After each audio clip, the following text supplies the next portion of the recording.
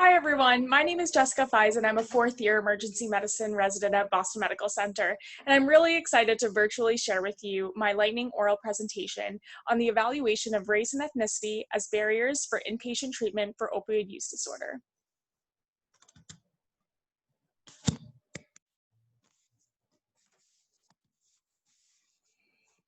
So as emergency physicians, we are well aware that opioid use disorder is a national epidemic.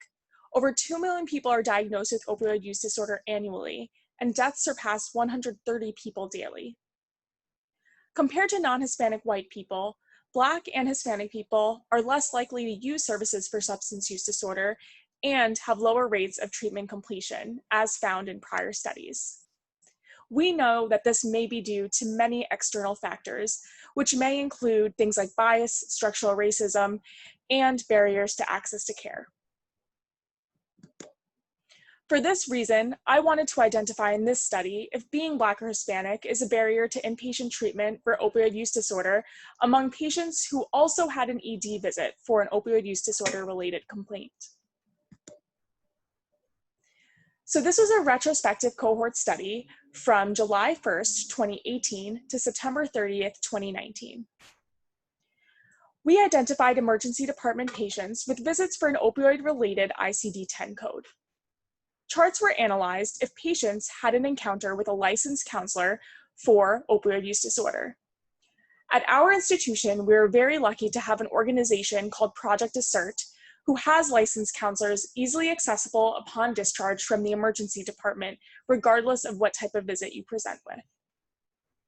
Data from standardized counselors' notes were abstracted electronically and analyzed to determine whether the patient sought placement at an inpatient detox facility and whether a barrier to placement was faced. And the patient, unfortunately, wasn't able to be placed at that facility. Patients without race or age documented were excluded from the study.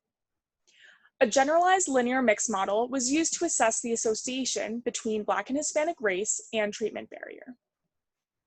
Fully adjusted model was produced, controlling for multiple visits per patient, age, sex, insurance, time, day of week, and time of year. So in our study, we were able to identify 1,733 encounters for connection to inpatient treatment for opioid use disorder. Of those, 45% represented Black and Hispanic patients.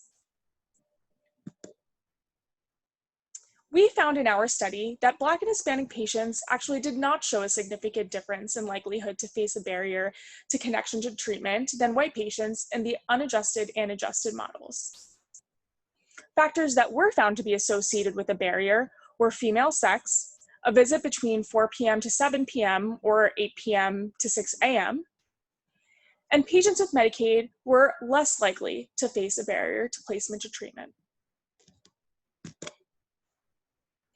In conclusion, our results show no significant difference between Black and Hispanic patients compared to white patients in inpatient opioid use disorder treatment placement.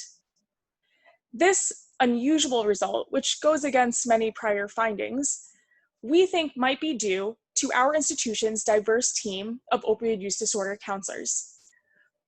The people that work at Project Assert as counselors and staff mostly identify as Black, Hispanic, and other ethnicities other than white. This finding reiterates the advantage of having culturally competent providers and, most importantly, providers of similar backgrounds treating minority patients. Female sex and time of presentations were barriers that required further attention to improve linkage to treatment. We hypothesized that issues such as decreased access to and availability of female beds at these detox facilities might have caused this.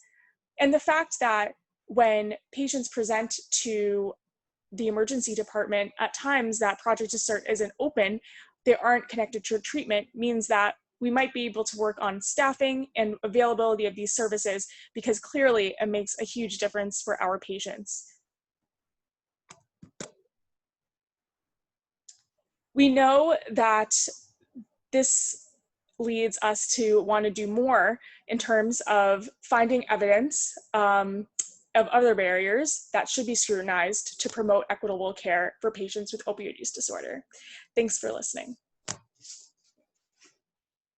Feel free to reach out with any questions.